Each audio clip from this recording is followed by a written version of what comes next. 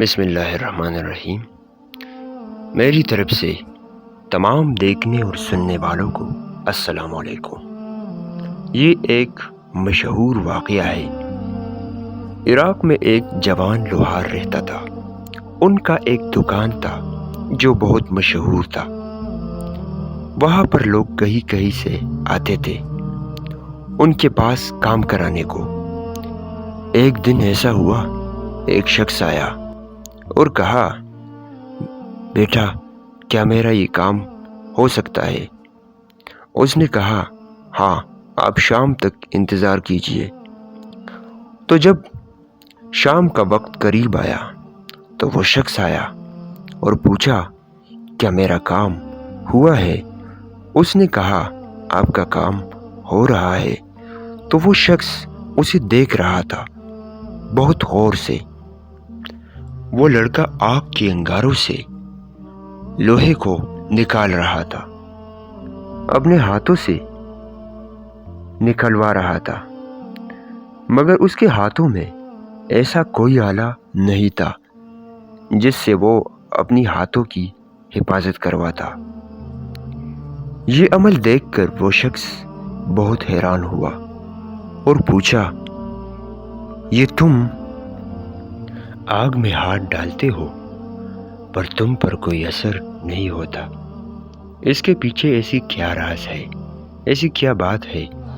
بہت سی اصرار کے بعد اس جوان نے اپنی کہانی یہاں سے شروع کی۔ وہ کہہ رہا تھا، ایک دن ایسا ہوا، ہمارے محلے میں ایک خوبصورت جوان لڑکی تھی جس کے والدین حج و عمرہ کو گئے ہوئے تھے، پر واپسی میں جہاز تباہ ہو کر اس کے والدین وہاں فوت ہو جاتے ہیں، مر جاتے ہیں۔ اس وقت کے بعد اس نے خود کو اپنے کمرے میں قید کر کے بند کیا ہوا ہوتا ہے اور رونے کی آوازیں روز میں سنتا ہوں۔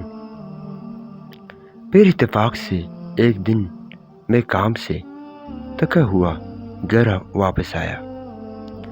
تھوڑی دیر بعد آرام کی ہی نہیں تھی کہ اچانک سے دروازے پر دستک شروع ہوئی۔ میں نے پوچھا، کون ہو؟ آگے سے کوئی جواب نہیں آیا۔ پھر میں نے پوچھا، کون ہو آپ؟ اس نے کہا، میں فلانا ہوں۔ جیسے ہی میں نے دروازہ کھولا، وہی لڑکی تھی۔ مجھ سے کہا، میں بہت بھوکی ہوں، مجھے کھانے کو کچھ دے دو۔ میں نے اسے اندر آنے کو کہا اور کھانا کھلایا۔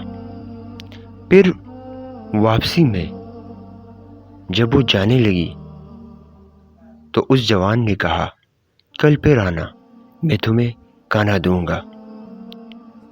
جب میں بازار میں آیا اور اچھے اچھے پھل اور سبزیاں خریدے،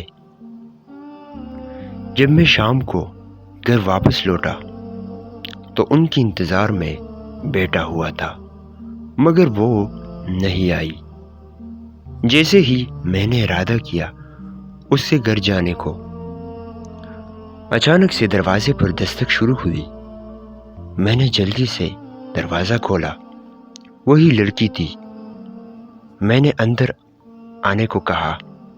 وہ بہت بھوکی تھی، بھوک کی عالم میں تھی۔ کھانے کی چیز پر ٹوٹ پڑی اور خوب کھایا۔ پھر پتہ نہیں اچانک سے میرے ذہن میں گندے خیالات آنے لگے اور غلط خیالات آنے سے میرا ارادہ بدل گیا۔ جب میں نے ارادہ کیا اس کے چھونے کو تو وہ رونے لگی اور کہا، تمہیں اللہ اور اس کا رسول کا واسطہ ہے، میں یتیم بے سہارا بے آسرا ہوں، میرے ساتھ یہ ظلم مت کرنا۔ اس کا دل بدل گیا۔ اچانک سے کہا، آج سے آپ میری سچی بہن ہو، اور اس کے سر پر دوپٹہ رکھا۔ اس جوان نے اس بات پر وہ بہت خوش ہوئی اور دل سے یہ دعا نکلی کہ اے میرے پروردگار، میرے اس بھائی پر دوزخ کی آگ تو کیا، اللہ تم پر دنیا کی آگ بھی حرام کر دے۔ تو پیارے دوستو، اس داستان اور واقعے سے ہمیں جو سبق ملتا ہے تو کمنٹ سیکشن میں اپنی رائے کا اظہار ضرور کیجیے۔ شکریہ۔